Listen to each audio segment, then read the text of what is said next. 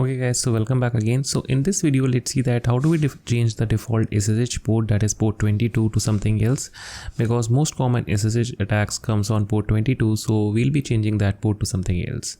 So firstly, I want to be switched as the root user because I want to issue a couple of sudo commands, so I'll simply switch to root by doing sudo su, and let me clear out the screen here. So before I do anything inside the SSD configuration, I would like to add in the port to my firewall D thing here, because if I do not add the port to my firewall D thing here and I exit out of my root session here, then I would be logged out from my remote server. So it is very important to firstly add the port to your firewall. So for this I am going to issue a command here, that is firewall-cmd add port equal to 2607. That would be my new SSH port and it would be a TCP port, and then I'll provide a zone here, and the zone would be equal to public like this, and then this would be a permanent rule, so permanent like this, and make sure you pass in the permanent flag here. So let me press enter. So it's a success.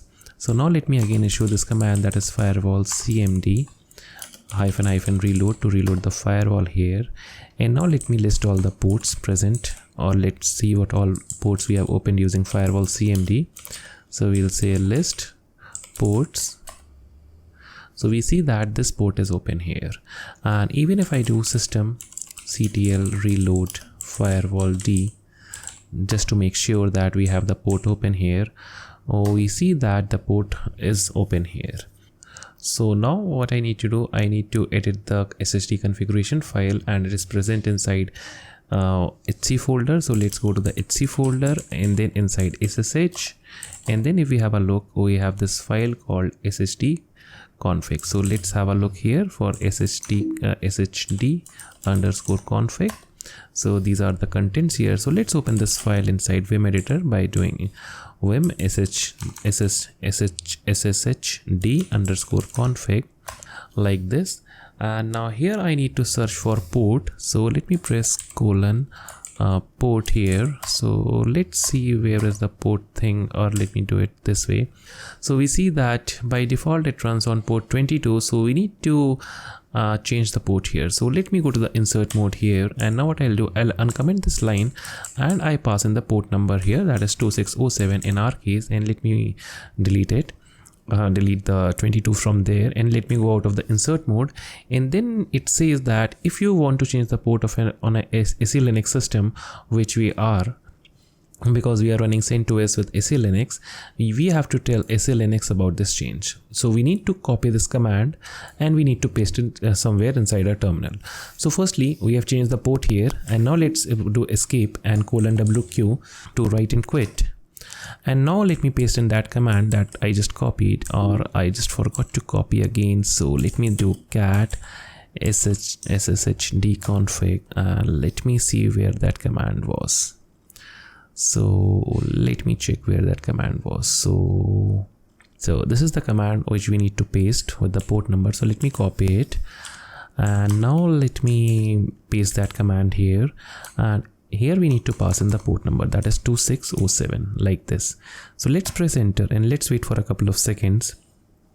And now what I'll do, I'll open another terminal instead of closing this terminal session here. And now if I do SSH this IP address, then I guess that we won't be able to be logged in because our port has been changed, and by default SSH tries to connect on this port. We see that we are still able to be logged in, and it is because we need to reload the SSD thing here. So we need to say systemctl reload sshd.